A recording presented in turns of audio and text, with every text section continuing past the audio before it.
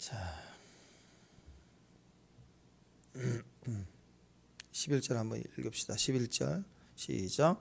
우리가 듣자 곧 마음이 녹았고 너희로 말미암아 사람의 정신을 잃었나니 너희 하나님 여호와는 위로는 하늘에서도 아래로는 땅에서도 하나님이시니라.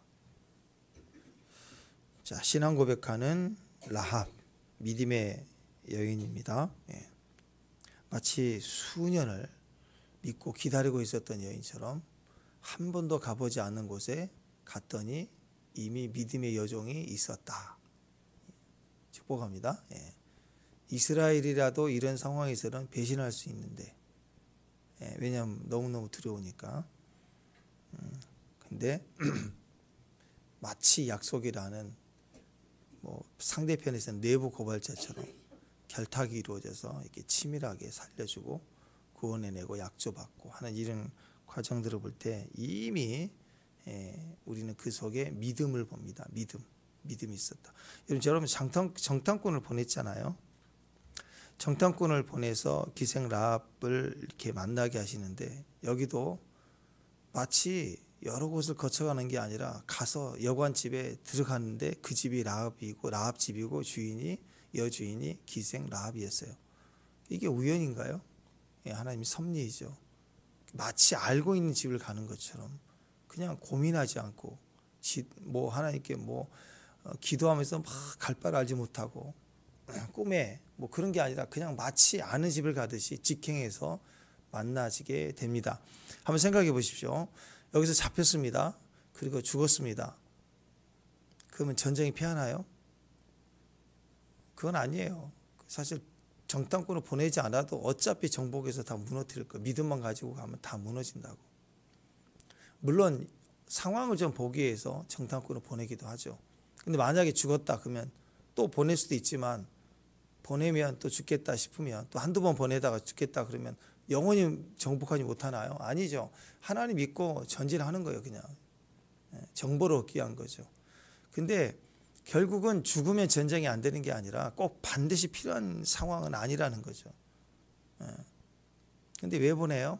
제가 보기에는 기생 라합을 구원하기 위해서 보내신 거예요. 왜냐하면 이미 그녀는 믿는 자예요. 믿는 자. 오늘 이 두 정탐꾼에게 하나님을 고백합니다. 너희 하나님은 진실로 땅에서도 하늘에서도 하나님이시도다. 두려운 거예요. 자, 생각해 보세요. 지금 이스라엘 백성들이 40년을 광야에서 지내다가 지금 이제 가나안 정복으로 이제 시작해 들어가잖아요. 2년 만에 출애굽을 하고 2년 만에 가데스 바네아에 정탐꾼을 12명을 보냈다가 그 12명이 갔다 온 결과는 어땠어요? 10명의 말을 듣고 원망해서 하나님을 막 대적하고 모세를 쳐 죽이려고 하다가 빠꾸당하죠. 그래서 38년 동안을 그 밑에 바란 광야에서 광야를 뺑뺑 다 도는 게 아니고 그 바로 밑에 광야, 그 바란 광야를 일대를 38년을 뺑뺑 돈 거라고. 그 비슷한 지역, 물론 광야가 넓긴 하지만 지도를 보면은 그 주변이에요. 이렇게 그 바운더리를 그 밑에 살짝 내려와서 거기를 막 38년을 돈 거라고. 그러면 생각해 보세요. 우리로 따지면 한 200만 명이나 되는 대규모의 사람들 집단이, 나라도 땅이 없지만 우리 같으면 지금 인천이니까 대략 한 저기 백두산 근처에 한 200만 명이 뭉쳐 있대. 그 뭉쳐서 산다는 거예요. 아무도 없는 곳에, 살 수가 없는 곳에 200만 명이 살고 있으면서 밤에는 불기둥, 낮에는 구름기둥이 있는데 신기하다죠. 상인들이 지나가면서 봤을 거 아니에요. 그 소문이 10년, 20년, 30년, 38년을 보냈어요. 그러면 그 일대의 소문이 들어야 안 들어요? 다 알아요. 저 시커먼 무리들은 누군고? 도대체 왜 저기 있는가?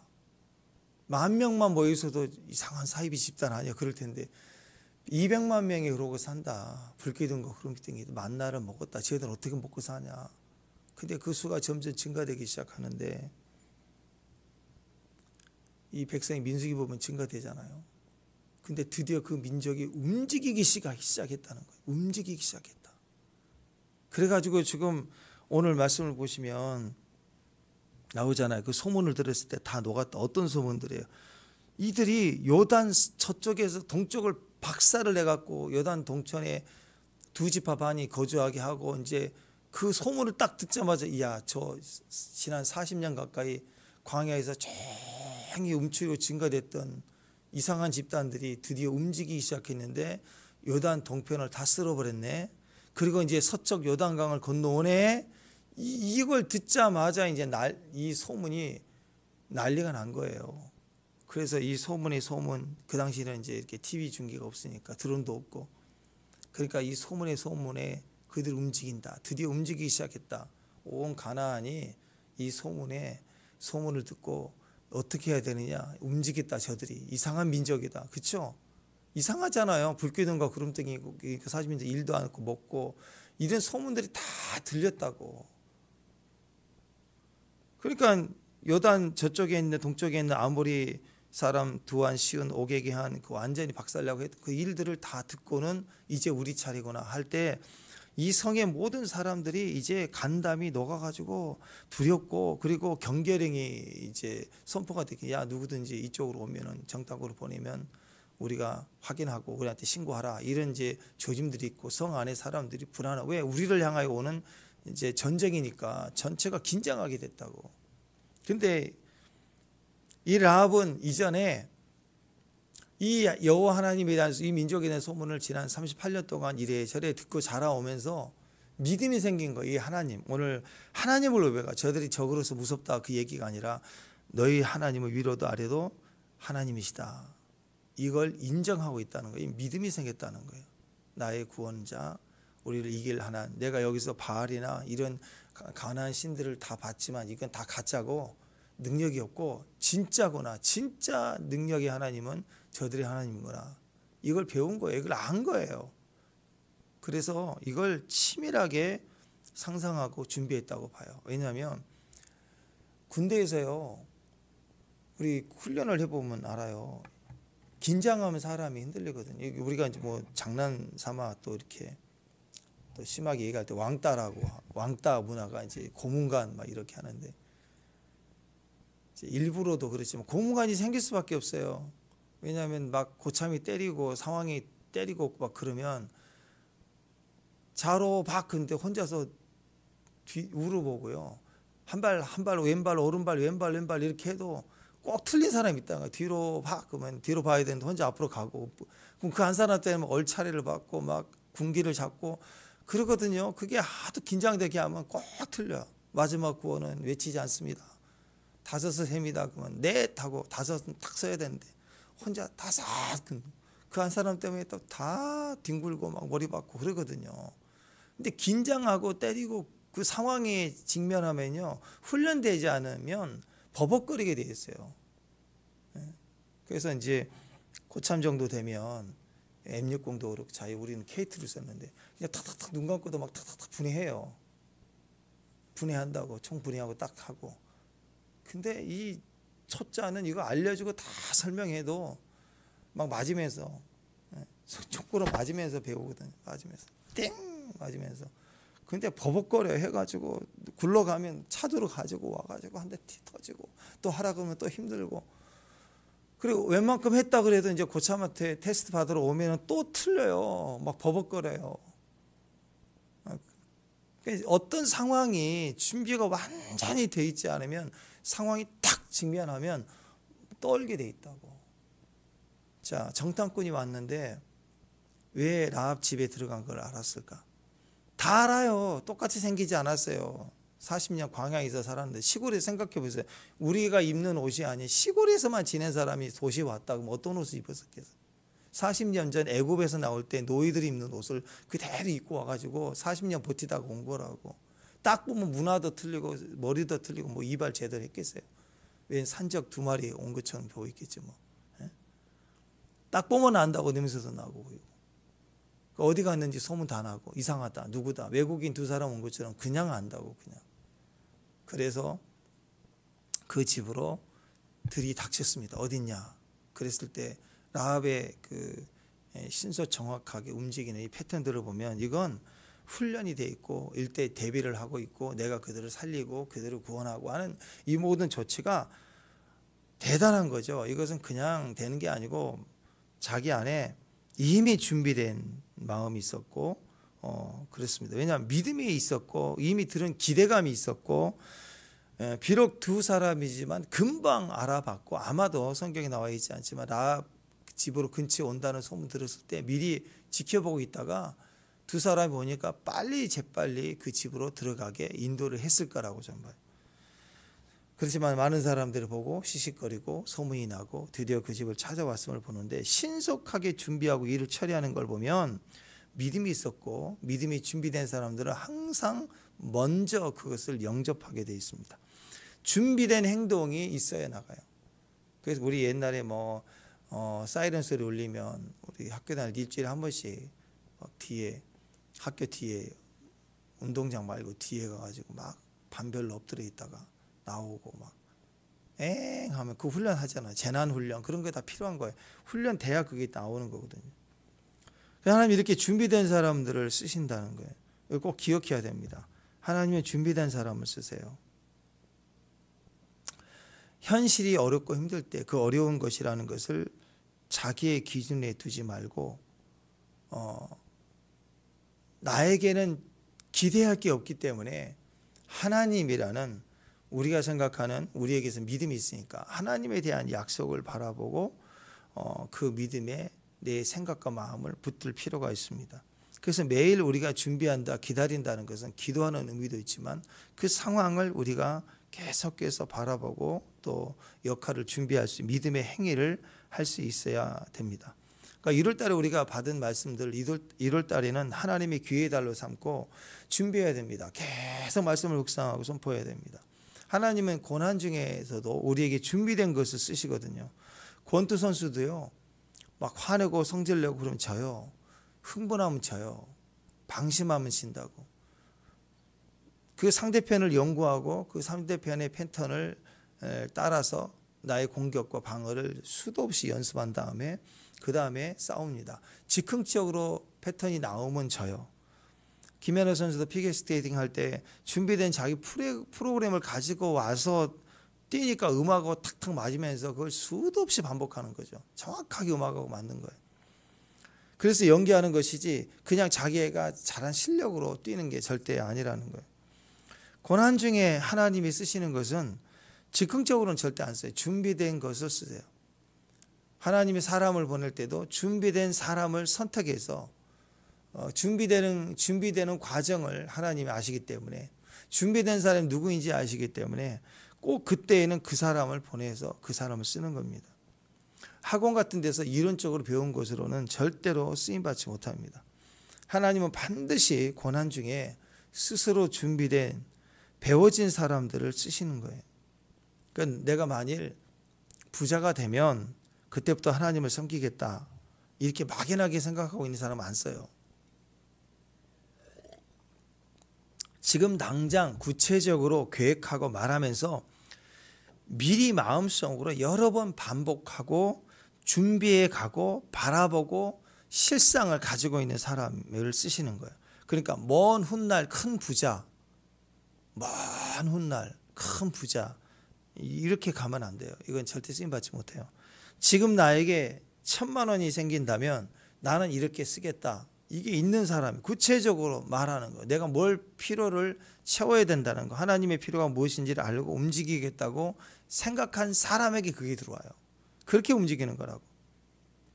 그러니까 소문의 형태일지라도 쌓아두고 듣고 하면 38년 정도 되면 그 중에 하나님이 믿음을 갖게 하는 사람들에게 역사하시기 시작하는 거예요. 이게 연결되는 것입니다.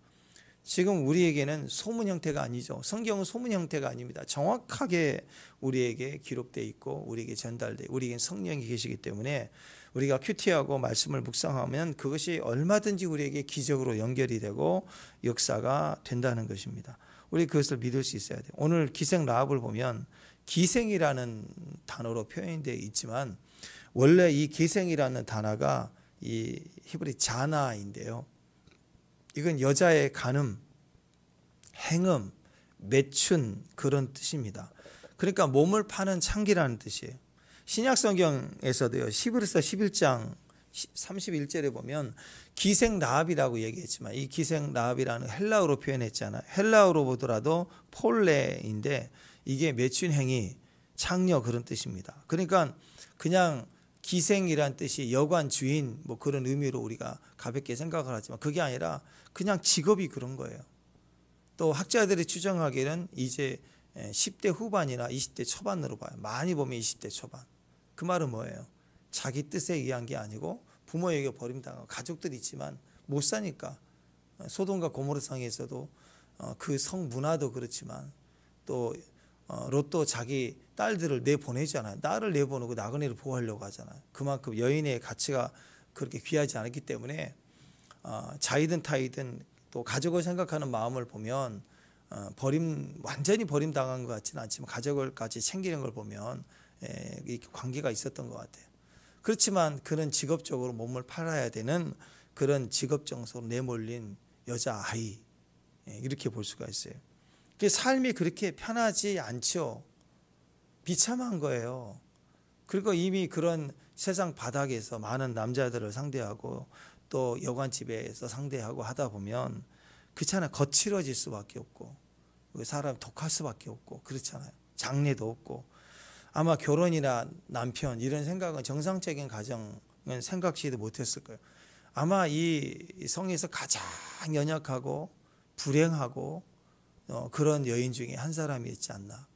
오히려 수가성 여인보다도 훨씬 더 수가성 여인은 자기가 선택해서 남편을 또 갈고 이렇게 살고 있는 사람이지만 손가락질 당하고 살고 있지만 이 여인은 상황이 그럴 수밖에 없는 상황이었다.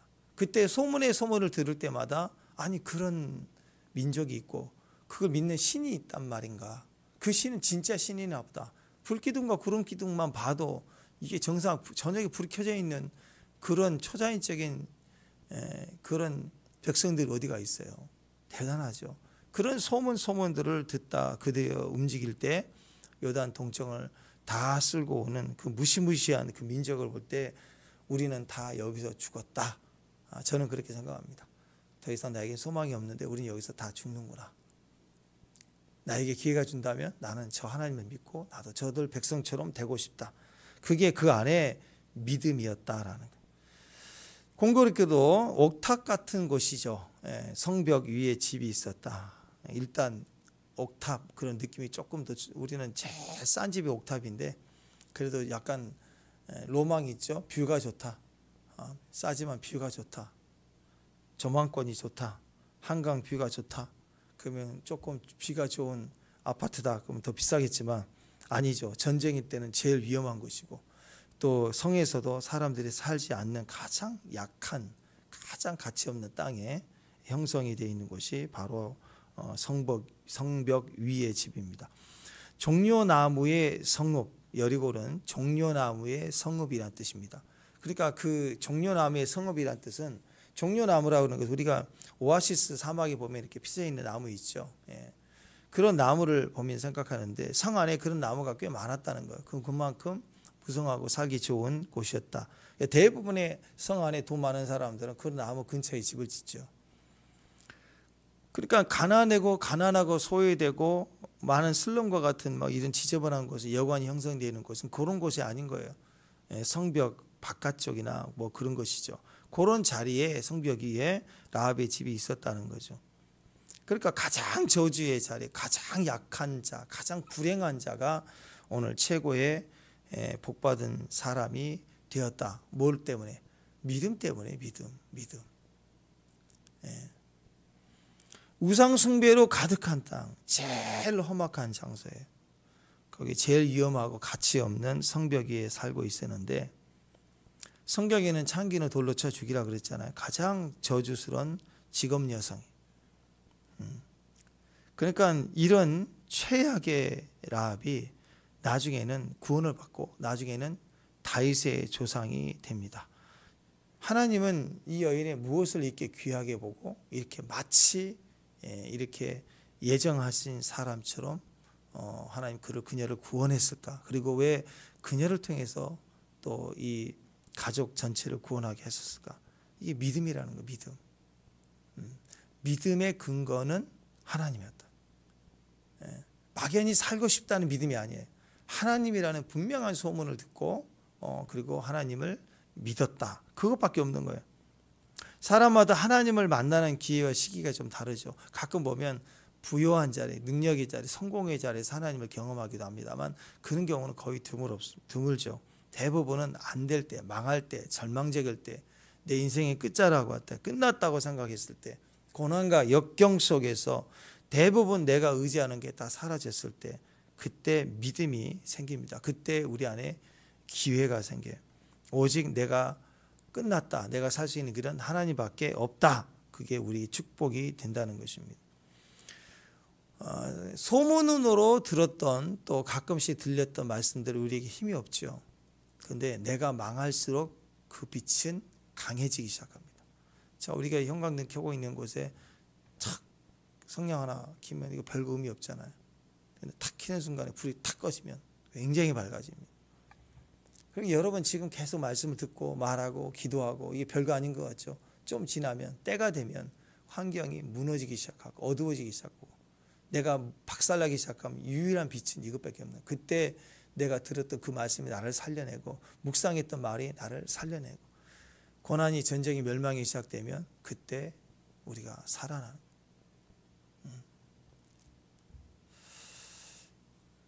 근데 여러분 내 안에 숨어 있는 건 환경 속에서 드러나게 돼 있어요. 유다가 어느 날 갑자기 배신하겠다는 게 아니라 유다는 처음부터 믿지 않고 불신했던 게 섞여 있을 때는 잘 몰라요. 때가 되면 알곡은 알곡으로 남고 가라지는 가라지로 나타나게 돼 있어요. 그러니까 지금 요즘에 이제 또 이상한 또 한 여자 집단이 또 이제 윤석열 탄핵, 이제 북한 김정은에 의해서 우리나라는 경제 지금 박살, 많은 사람은 그런 경제학자를 얘기하잖아요. 다 무너졌다. 삼성도 지금 곤두박질다. 이미 그런 조짐들이 보이니까. 그래서 북한이 이제 러시아의 도움을 받아가지고 우크라이나가 승리한 것처럼 보이지만 러시아가 굉장히 지금 다 이기고 있고 그 다음에 그 영향을 받아서 북한의 경제가 막 살아날 거고 우리는 곤두박질 치면서 그 다음에 대전쟁이 터지고 또 이런 말에 또 한국 탈출해야 된다고 자기는 탈출한다고 그러고 거기 또 휩쓸리는 사람들이 또 생겼어요. 또 근데 그분들이 왜 그럴까? 왜 그 때마다 그런 일들이 자꾸 또 일어나는가? 근본 마음 중심이 항상 그런 걸 가지고 있는 거예요. 그러니까 사람이 이상해지는 거 결국 말세가 되면. 그리고 다 교계건 어디건 다 그런 얘기를 다 하는데 나에게만 하나님 주셨다. 그리고 꼭 그런 분들은 새벽에 자기를 깨웠대 하나님이. 그 새벽에 난 참 이상해. 아니 새벽에 주님이 깨워서 앞으로 한국에 대한 예언을 주셨다. 그럼 그거 다 이상한 떠나고 도망가고 맨날 그런 얘기만 하더라고. 그래서 한국 떠난 사람들이 꽤 있어요. 떠나겠다 그러고. 자, 여러분 고난은요 우리에게 기회가 돼요. 하나님 믿는 사람에게는. 그럼 다 버리신 거예요? 우리를? 버리시지 않아요. 하나님이. 오늘 믿음만 있으면 아직 하나님의 백성이 아니지만 소문으로라도 내가 중심에서 믿기로 작정하고 믿었던 사람이라면 그녀를 살리기 위해서 너와 내 집이니까 살리기 위해서 하나님 정탐꾼을 보내신다고. 안 보내도 돼요. 사실은 그리고 뭐 전쟁에서 전략을 이기나 여리고서 와 했더니 무너지는 거지. 근데 왜 보냈을까? 그 믿음을 보시고 살려내기 위해서 구출하기 위해서 약조받기 위해서 보낸다고. 그러니까 여러분 세상 두 쪽 나도 우리가 믿음을 분명히 가지고 있으면 그 믿음을 가지고 있는 사람을 구원해내기 위해서 전쟁을 스탑시키고 전쟁이 날지라 전쟁을 스탑시키고 그 사람을 구원해내신다고요. 히브리서에 보면 우리가 롯의 신앙을 가볍게 여기지만 우습게 여기지만 의인 롯이라고 얘기하잖아요. 소돔과 고모라 성에서 마음이 막 고통스러웠대요. 그래도 그 롯을 하나님을 백성으로 보기 때문에, 의인이기 때문에. 의인과 악인은 행위가 아니라고 그랬죠. 믿음의 관계이기 때문에 하나님이 롯의 가정을 구원하기 위해 천사를 보내서 구출을 내는 걸 보죠. 그 다음에 멸망이에요. 의인의 구원이 먼저예요. 우리가 의인만 되면 우리를 반드시 구원해 내신다고, 찾아온다고. 지금 라합이 찾아 나선 게 아니고요, 찾아온 거라고. 내가 설치고 돌아다니고 찾는 게 아니고, 그 움직임은 하나님으로부터 시작돼서 우리에게 오는 거예요. 예수님도 오셨어요. 모든 선지자를 보내요. 보낸다고. 요나서에서도 요나가 그 패역한 아수르를 구원하기 위해서 요나를 보내서 외치게 하잖아요. 그죠? 그리고 회개하게 하잖아요. 그러니까 구원을 주시잖아요. 그러니까 우리에게 필요한 건 믿음이고, 주님 앞에 회개하면 돼요. 어떤 상황에서도. 그러면 우리에게 고난이라도 기회가 되고, 능력이 되고, 또 기업이 돼요. 하나님이 주신 것을, 그 땅을 차지할 뿐만 아니라, 차지하는 것으로 끝이 아니라 나의 기업이 되기 위해서 내 자녀에게 계속 물려줄 수 있는 유산이 되게 하신다는 하나님이. 고난은 너무 싫지요. 고난 좋아하는 사람 없어요. 그럼 고난은 고난인데, 하나님을 생각하게 하는 고난이라면 얘기가 달라지죠. 여러분, 고난은 고난인데요, 하나님을 생각나게 하는 고난이라면 그때부터 기회예요. 이 고난이 하나님을 생각하게 했다, 고난이에요. 저들이 우리를 친다, 고난이죠. 이제 절망이에요.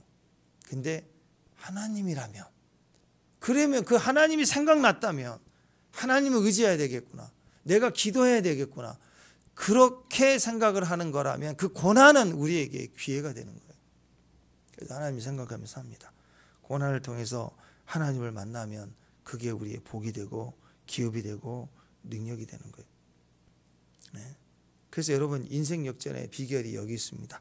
내 환경만 쳐다보고 내가 계산할 게 아니라 모든 고난이라는 상황까지라도 하나님을 생각하고 하나님을 믿는다면, 그 믿을 준비를 하고 있다면 반드시 기회가 돼요. 자, 오늘 2절 말씀을 보면 라합에게 사람을 보내요. 이르되 내게로 와서 내 집에 들어간 그 사람을 끌어내라. 그들은 이 온 땅을 정탐하러 왔다. 다 알았단 말이에요. 이런 상황인데 라합은 이 반응에 전혀 당황하지 않고 당연하게 흥분하지 않고 떨지도 않고 충분히 훈련된 전문가답게 상황을 딱 처리합니다. 미리 예상을 하고 미리 대비한 매뉴얼이 있었던 것처럼 이미 준비된 매뉴얼대로 훈련되고 숙달된 행동 동작처럼 라합은 신속하게 이 두 사람을 숨기죠. 지붕으로 탁 숨겨요. 그리고 사람들에게 어두워서 창문 닫을 때 나갔다, 어디 간지 모른다, 이걸 떨지도 않고 틀리지도 않고 정확하게 신속하게 말을 합니다. 신속하게 일사불란하게 행동들이 질서가 잡혀있고 정확하고 당황할 수 있겠죠. 그렇지만 떨거나 흐트러지지 않는 상태로 움직였습니다. 15절 16절에 보면 정탐꾼을 돌려보낼 때도 전략가이죠. 무슨 제갈공명 같아요. 돌아가는 길에도 잡힐 수 있다. 그래서 치밀하게 일을 작전 전략까지 짜줘요. 무슨 여자 007 같아요. 제임스 본드 같아요. 15절 16절 보면은 정확하게 일을 하죠. 또 창문에서 줄로 내려서 또 성벽을 따라 탈출시키고 사람 없을 때 보내고, 사람들이 금방 뒤쫓으면 잡힐 수도 있으니까 산으로 가서 사흘 동안 숨어 있다 가라. 이 지역을 빠삭하게 다 하는 거예요. 전략가입니다. 치밀하면 이건 즉흥적으로 나올 수가 없어요. 훈련되어 있고 지형을 다 알았어야 되고 계획이 있었다는 거죠. 마치 성령님이 도와주시고 거기에 무슨 매뉴얼이 있는 것처럼 치밀하게 탁탁탁탁 움직였던 것을 볼 수 있습니다. 갑자기 당황하면 온몸이 떨려서 버벅거리고 일단 생각이 안 나고 멘붕 상태가 옵니다. 그리고 내 인생 비관하고 우울하고 계속 무너져 있으면 상황 때문에 우울해서 힘들지만 우울함 속에 계속 빠져 있으면 그 우울함 때문에 내가 망하는 거예요. 만약에 비관하고 인생 비관하고 절망하고 나는 어떻게 살 것인가 하고 이게 인생이야 뭐 이게 나이야 하고 그렇게 살았다면 누가 전쟁이 오든 뭐 나라가 어떻게든 관심이 있나요? 오늘 술 먹고 퍼지고 우울하고 그렇게 사는 거지 뭐. 그러면 이런 계획에 동참할 수도 없을 뿐만 아니라 물어보고 뭐 나를 살려주면 내가 금을 주겠다 그래도 반응하겠냐고. 금이 무슨 소용이냐. 사람이 뇌가 오랫동안 정지해 버린다고. 쫄아들어요. 뇌가 아무것도 못해요. 계속 우울해 있으면. 기회가 절대로 기회가 될 수가 없습니다. 소돔성이 무너질 때 롯의 가족을 구원하기 위해서 하나님이 갔을 때 보십시오. 그래도 롯의 가족들은 움직이지만 그 안에는 세상에 미련이 있어서 돌아봐서 또 소금 기둥이 됐지만 그 사위들 보세요. 한 번도 사위지만 관계가 있었지만 관심도 없고 생각해 본 적이 없고 들어도 듣지 못하고 사니까 안 따라 나오잖아요. 그러니까 이렇게 망하는 거라고. 우울해 있거나 자기 생각에 갇혀 있으면 기회를 줘도 반응할 수가 없어요. 그때 선택이 순간의 선택이 아닙니다. 믿음은 절대로 순간의 선택이 아니에요. 여러분이 여기 있는 말씀 한 절이 나에게 영이 되기까지 얼마나 많이 교훈을 받아야 되는지 몰라요. 말씀 들을 때는 아멘 하지만 현장 가면 또 반대로 생각하거든요. 가정이나 현장을 가고 사회적 현장에 가면요, 내 믿음대로 행동이 안 나와요. 여전히 내가 옳은 게 나온다고. 그러다가 눈물 콧물 쏟아지고 교회 오면 또 깨지면서 이제 깨달았대. 그럼 바뀌어야 되잖아요. 또 똑같아. 이 모습은 징글징글해요.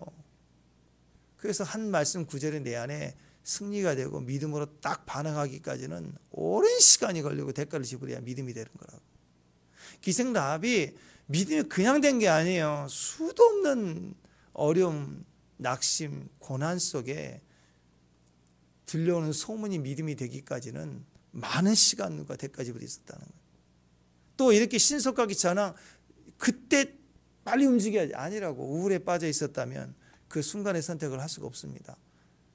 요새 사이들처럼 거절하는 거예요. 그나마 듣기를 하다고 수동적으로 가정 예배 드리자고 오고 말씀 드려야 된다고 듣고 했던 그런 억지로라도 그렇게 반응했던 게 있어야 재난 때 간다 그럴 때 따라올 수가 있는 거예요. 그러니까 여러분 믿든 안 믿든 계속해서 말씀을 선포하고 주변에 알려야 되고 자꾸 말씀으로 살아가야 돼요. 자꾸 뿌려놔야 때가 될 때 거두면 덩달아 따라 나올 수 있는 기회가 되는 거예요. 그럼 포기하지 마세요. 계속 전해야 돼요. 계속 전화하고 문자 보내고 안 들어도 또 문자 보내고 계속 여러분의 가문 4대까지 또 옆으로 4대까지 계속해서 문자 보내세요. 문자를 보내고 전화도 하고 뿌려놓으면 하나님이 그대로 살려내세요. 아니 민들레 홀씨도 그렇고 보세요. 벌들이 옮기기도 하지만 때로는 잎사귀를 여러 개 벌려요. 여러분 솔방울 보세요. 솔방울 이렇게 딱딱하게 자라나오죠. 근데 이게 성숙해지면 이 딱딱한 사이사이 금이 쫙 솔방울, 우리 떨어지는 솔방울 보면 이렇게 돼 있잖아요. 이게 벌리는 거라고. 벌릴 때 그 속에는 씨가 바람을 타고 날아가는 거예요. 번식을 한다고.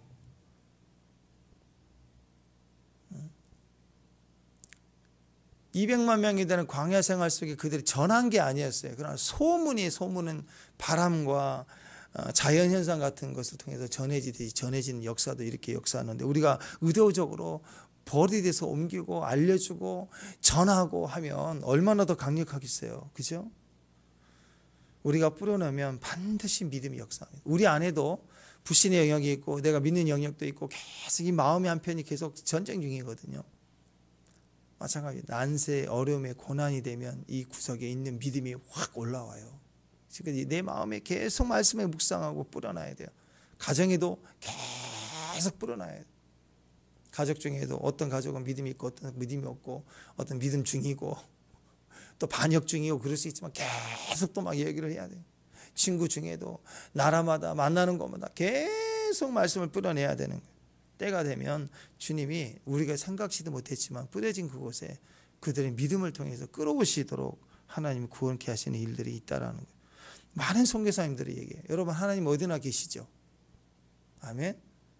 진짜 처음 낯선 곳에 처음 복음을 들고 간 사람, 간 지역에 이미 복음을 듣고 있는 사람도 있더라는 거예요. 가보면 예정된 만남을 하나님이 허락하시는.